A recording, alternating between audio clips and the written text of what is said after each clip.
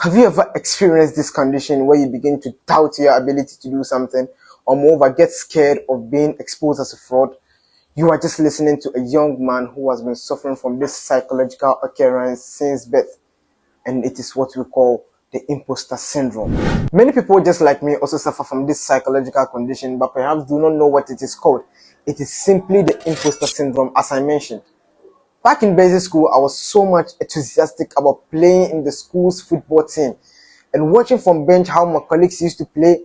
I believe I could never play better than them, and I wish never to be subbed into the game because I know the consequences of it. I just think I'm going to be kicked out of the team when the coach finds out that I'm not better or I'm not a good footballer. I was subbed into one of the games. I just played massively. I wasn't that bad, and I just realized, oh, all what was keeping me from playing or showing up my performance was just my doubt and fear of being exposed as a fraud.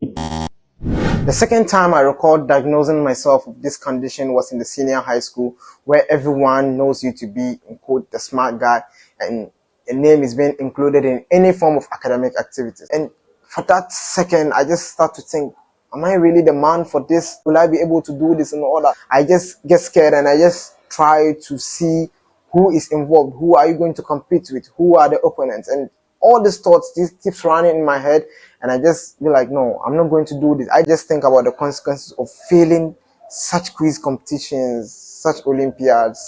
I just think about the consequences. Everyone is just going to say, oh no, he is not the guy we think he is. He is just a fraud. Maybe he passes the exams using some cheating or more practice and all that. But fortunately, it turns out to be success almost all the time when I just ignore all this kind of feeling and I go in for it. Now I'm in the university and things actually haven't changed 100%. I'll give myself like 80%. I still suffer from this syndrome, but it's just very small. A question will be asked in class and perhaps I have the answer, and that answer might be correct, or sometimes I'm sure it is correct, but alongside there is a lot of doubt in my head. I just question myself, would this answer be accepted? Is it actually the correct answer? Is it what actually the teacher is demanding? And on the other side, I just get scared of what people will think about me when I just get the answer wrongly. I don't know how initially they see me. I don't know what they think about me. Getting those kind of answers wrong in class will just change their perception about me. They are going to say like, oh, that guy was really a fraud. No, he wasn't what we thought he is.